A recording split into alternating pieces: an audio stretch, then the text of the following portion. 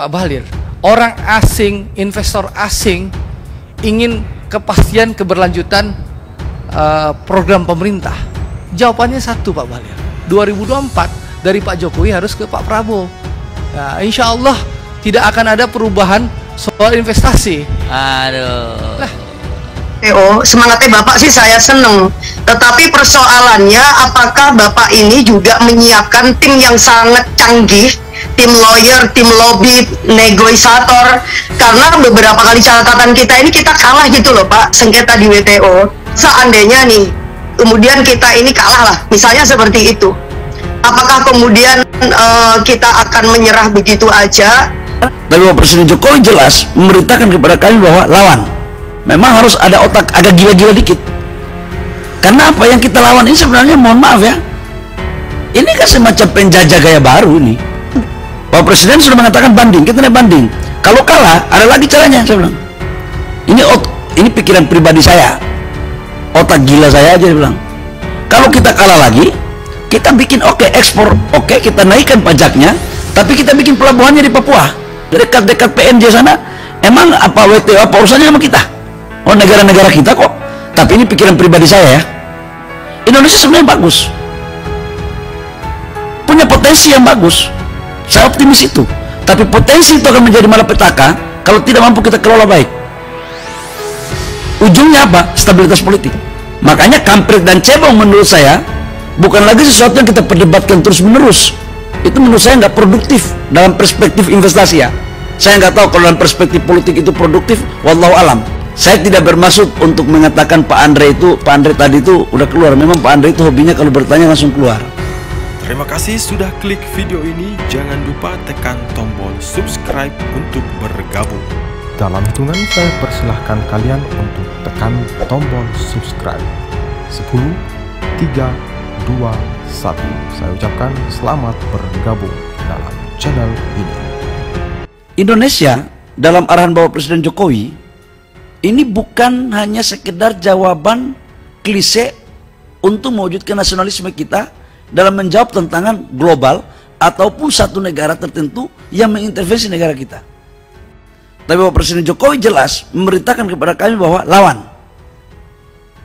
Caranya bagaimana? Udah barang tentu ketika di WTO kita harus hadapi lewat WTO dengan lobby, dengan juga materi-materi gugatan kita yang bagus. Dan itu kita memberikan contoh, sawit kita menang kan, banding. Jadi nggak selamanya juga kita kalah. Bahwa kita membutuhkan satu pendalaman negosiator kita dan cara pemahaman kita dari tim pemerintah itu betul. Saya baru merasakan betul ketika ikut dalam bagian proses di G20 memimpin pada klaster trade, investment, dan industri.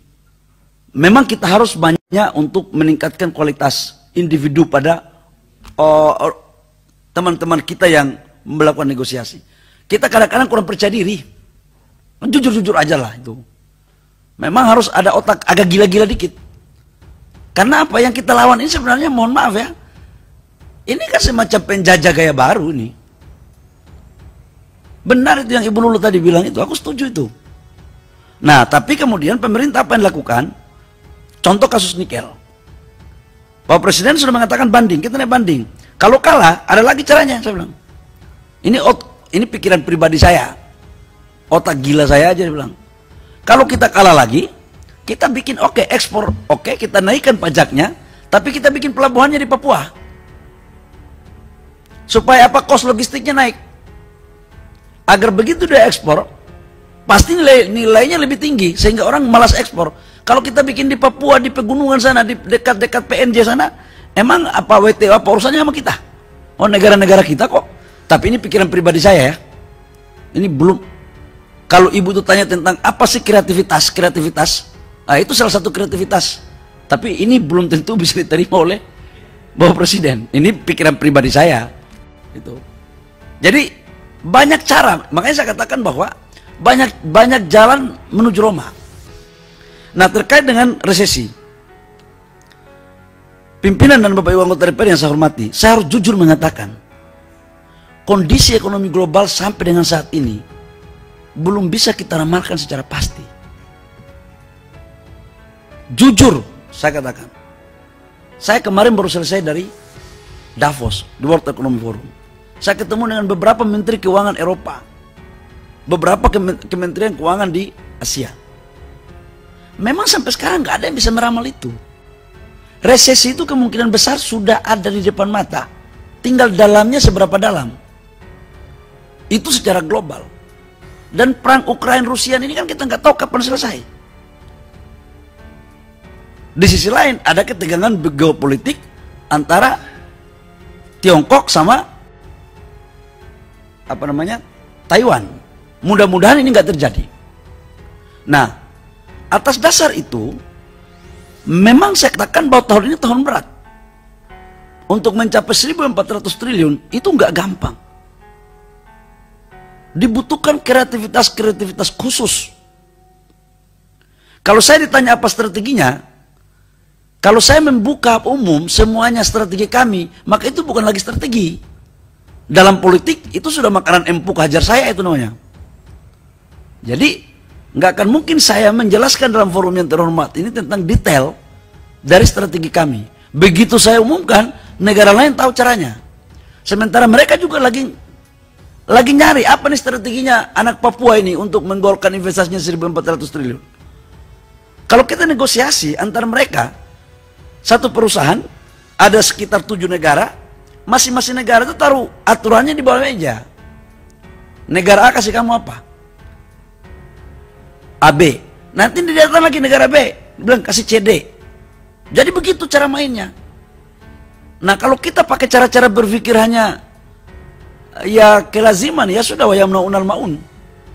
Jadi saya jujur mengatakan saya nggak akan berbicara tentang itu. Tapi apa yang saya mau sampaikan Bapak Ibu semua di akhir daripada diskusi kita hari ini, rapat kita, akan susah pertumbuhan ekonomi kita bisa tercapai dengan target realisasi investasi kalau stabilitas kita tidak terjaga.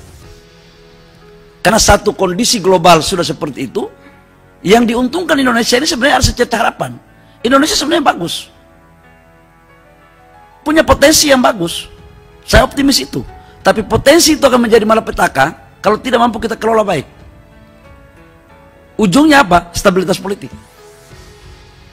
Orang semua ketika orang datang tanya tentang bagaimana menjamin investasi di Indonesia, orang mengatakan yuk tahun depan, yuk pemilu, terjadi watensi, bagaimana investasi kami?